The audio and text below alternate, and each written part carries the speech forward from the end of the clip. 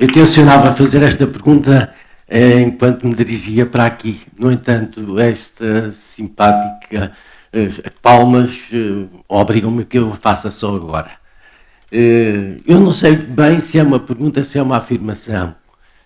Esta fotografia é muito bonita, não é? E eu sou suspeito, como é óbvio, mas na realidade acho que é uma fotografia muito bonita. Mas se pudessem responder a esta pergunta, à segunda já tenho mais dificuldade que conseguissem. O que é mais bonito ainda que esta fotografia? Era mais bonito que esta fotografia quando eu estava ali dentro do avião a voá-lo.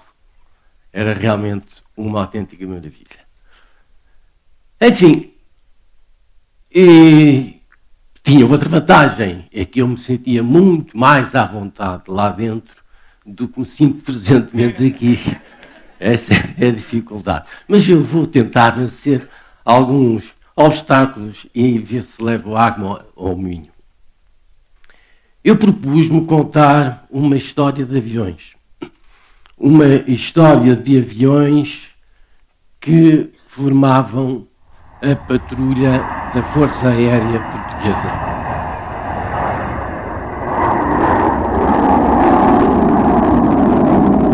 Eu estava a chegar de Moçambique em março de 1975. A maior parte das pessoas que aqui se encontra não viveu ou era muito nova, mas ouvi contar a situação que se vivia nessa altura. Eu cheguei de Moçambique, como digo, e quando cheguei a Lisboa, como vinha de lá de muito longe, não percebi muito bem o que era aquilo. Fiquei assim um bocado abandonado, porque nós não tínhamos a informação bastante lá longe em Moçambique. Quando cheguei, cá vi, portanto, a situação que se vivia, caótica, e 2 dias ou 3 depois de ter chegado, fui colocado na base aérea de Sintra para comandar a esquadra dos aviões T-37. Quando entrei na base, verifiquei que o panorama lá dentro não era muito diferente daquilo que se vivia cá fora. Caos autêntico. Eu entrei na base e só havia política, só havia comícios, só havia reforma agrária. Top dos tops, reforma agrária. Entre as pistas, cultivava-se a terra.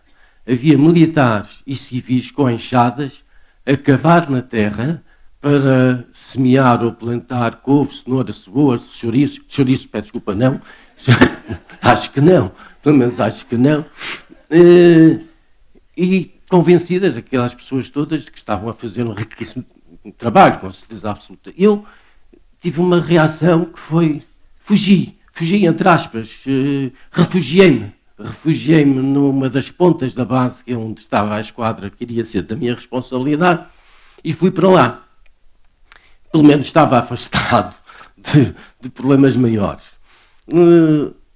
Na esquadra, o que é que aconteceu? Chego lá e deparei-me com mais 2 problemas. Dos 30 aviões que a Força Aérea tinha, destes 30 aviões T-37 para a formação de pilotos, só um é que voava. 39 estavam avariados.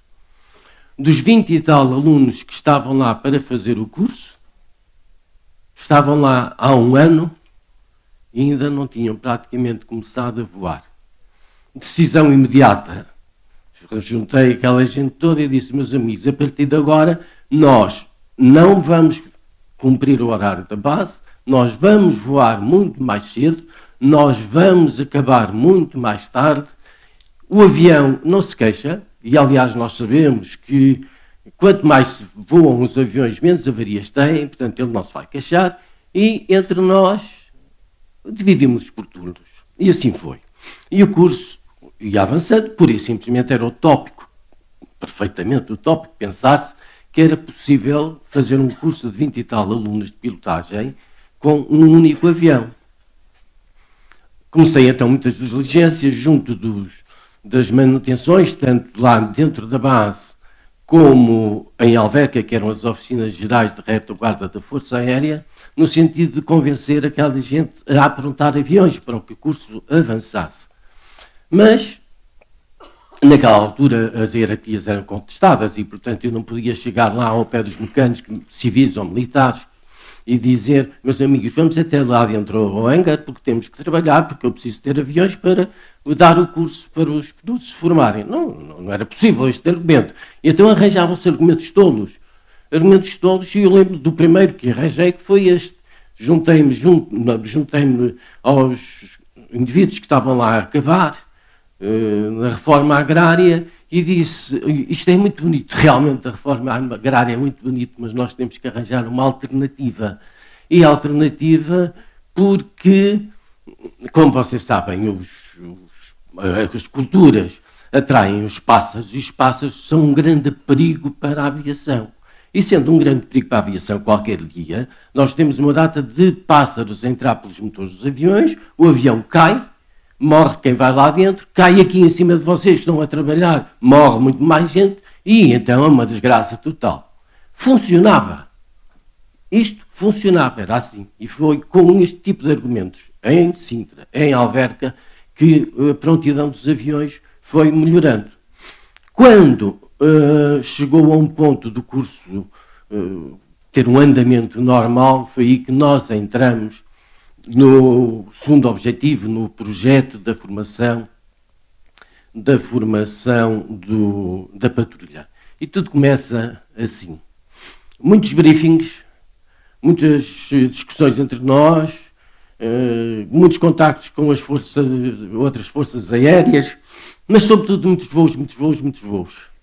Só que os voos não podiam prejudicar a instrução era prioritária e, portanto, só podíamos voar durante a semana depois de termos feito os voos da instrução. Ao fim de semana, sábados e domingos, íamos para a base. E então aí estávamos completamente libertos para fazer durante todo o dia os voos de treino que quiséssemos. E depois, como eu digo, de vários voos, mas entretanto, um pequeno detalhe, só para dizer que quem sofria mais com isto eram as nossas mulheres, porque nós chegávamos aos fins de semana, íamos todos para a base, as nossas mulheres acompanhavam-nos, mas tinha uma vantagem muito grande. É que elas eram as primeiras críticas àquilo que a gente fazia. Não sob o ponto de vista técnico da pilotagem, obviamente, mas sob o ponto de vista daquilo que era o efeito que produziam as nossas manobras a quem estava a assistir. E que eram elas, portanto, era a assistência mini que nos dava as suas impressões. Bom, muitos voos, como eu digo, e a certa altura atingimos um nível que nós entendíamos um nível técnico de pilotagem capaz de fazer apresentações públicas e de participarmos nos festivais, fossem eles nacionais ou estrangeiros, e que estaríamos ao nível de qualquer patrulha de qualquer outro país. E então começamos nessa altura a selecionar, a escolher os muitos convites que já tínhamos para participarmos em vários festivais que já tinham começado a chover há muito tempo lá na base, mas nós só depois de termos a certeza que estávamos em condições é que o fizemos. E começámos por um em Inglaterra, que era o Crimen Common. Nesse ano comemorava-se o Silva Jubilee da Rainha. Era um festival que tinha um prestígio muitíssimo grande, tinha muitas forças aéreas de todo o mundo e gabavam-se eles, organizadores civis e militares, era uma organização mista, gabavam-se de em todos os festivais apresentarem uma novidade. E eles queriam apresentar a novidade às Asas de Portugal. Portanto, vieram cá, insistiram muito connosco para que nós fôssemos. E nós queríamos ir pelo prestígio que tinha o festival. Portanto, combinavam-se essas duas coisas, mas havia um problema, é que para este tipo de voo tem que haver fumos para se perceber o tipo de manobra que se desenha e que fica no ar. E havia outros, tínhamos que ter um nome oficial, esse foi fácil, tínhamos que ter uma pintura estilizada, porque o avião, a sua silhueta, não era muito famosa, no ar, e então tínhamos que inventar uma pintura que, como digo, fosse mais estilizada. Para esse efeito, também à boa maneira portuguesa, entre os pilotos todos os instrutores, distribuímos miniaturas de T-37 que compramos, levem para casa, deem largas à vossa imaginação, e daqui a uns tempos a gente vai escolher a pintura que vai mandar para a alverca, para as oficinas, para eles pintarem. Obviamente que a pintura não era feita pelos pilotos. Mas havia um problema que era o mais grave, que era o dos fumos. Não que nós não tivéssemos capacidade técnica de montar um sistema de fumos, mas porque demorava muito tempo. Não tínhamos tempo para o festival, para o preparar. Porquê? Porque as atas tinham que ser todas abertas e compartimentadas de outra maneira para levar combustíveis diferentes conforme fosse para o motor do avião, conforme fosse para o fumo branco, ou então anilinas que coloriam os fumos brancos. Isso não dava tempo, mas tínhamos que arranjar fumos. Mais uma vez, à boa maneira portuguesa, improvisamos. E então o avião tem 2 lugares, lado a lado. Num lado ia sentado o piloto, no outro ia sentado um bidão metálico de gasóleo. E foi assim que nós, sob o ponto de vista de segurança, estava tudo muito bem, mas sob o ponto de vista psicológico, devo confessar que realmente andar às cambalhotas ali, com um monstrozinho daqueles ao lado, assim muito pesado, não era nada confortável. Bom, lá fomos e fomos muito bem recebidos, muito apaparicados, até porque éramos a tal novidade. E o festival correu muito bem, deram-nos na grelha de exibições 2 lugares de destaque, coisados sempre todas as patrulhas. Num dia abrimos o festival, no outro dia fechamos o festival, mas convidaram-nos também para visitar um hospital de crianças deficientes, porque aquele festival, os fundos que angariava eram benefício desse hospital. E então queriam que fôssemos nós, depois de um voo de treino ou de exibição, vestidos de fato de voo, que fôssemos visitar o hospital. Nós assim fizemos. Quando entramos no hospital, as nossas gargantas começaram a ficar secas. Era um festival autêntico. Wings of Portugal, Welcome Wings of Portugal, bandeiras portuguesas, silhuetas de avião. Era um festival naquele corredor, um corredor amplo. Mas o pior, ou melhor, não sei, depende do ponto de vista, foi quando entramos nas enfermarias e vimos as crianças e nos aproximávamos delas e víamos o estado delas. Mas as crianças estavam alegres, satisfeitas, contentes. E essa alegria passou para nós, porque nós estávamos a sentir que estávamos a transmitir uma grande alegria àquelas crianças. E como nós sabemos, não há maior alegria do que aquela que se transmite a terceiros.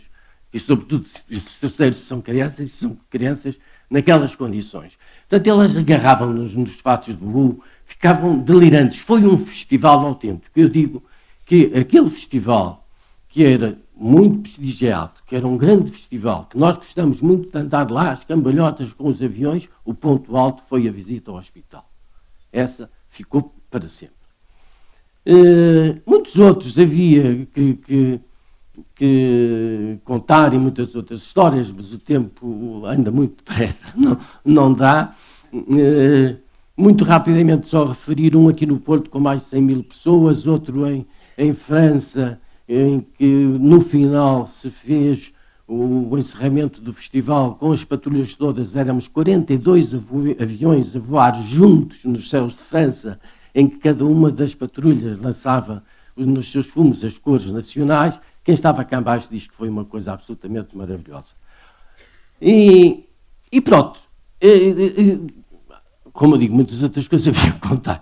Mas, porque eu tive esta grande paixão, os meus amigos e quem me conhecia, faziam-me sempre esta pergunta, e hoje em dia ainda fazem, mas como é que tu que te apaixonaste por aquilo, porque é que tu não tens saudades? E eu dizia sempre, saudades não tenho nem quero ter.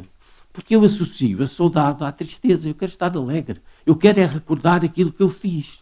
E aquilo que eu fiz que me deu grande prazer. É isso que eu quero. Até porque quando eu passei na Força Aérea, passei 42 anos lá e tive, além desta paixão, tive muitas outras paixões. E eu, com a mesma intensidade que esta, e se eu fosse ter saudades e passar a saudade para a tristeza, eu passava a vida a chorar. Eu não trocava, mas por nada em termos profissionais, a vida que tive. Acho que fui um sortudo, muitíssimo grande. O que é preciso... Obrigado. O que é preciso é realmente, em cada altura, ter a sua paixão. E eu agora também tenho as minhas paixões. Tenho que adequar àquilo que faço no momento. Eu agora já não tenho paixões na Força Aérea, como é óbvio, nem nos aviões. Eu optei por viver numa aldeia serrana, algarvia, isolada. Muito bem, sossegado lá. E então, que paixões é que eu tenho? A paixão é o meu piano, que, cá está, é mais uma recordação, na medida em que eu, em novo, tive alguma ligação à música. Ninguém gosta da minha música, porque ninguém bate palmas, mas também não é para ninguém que eu toco, a não ser uma pessoa, essa sim, deixe-me tratar assim, por pessoa, é o meu cão. O meu cão gosta de certeza absoluta da minha música, porque quando eu vou para o piano e me sento, ele levanta-se também e senta-se, e quando eu começo a tocar, ele começa a dormir profundamente. Profundamente. Muito obrigado, foi um prazer. Off record, esta do meu cão é dedicada à minha irmã aqui presente. Muito obrigado. Muito obrigado.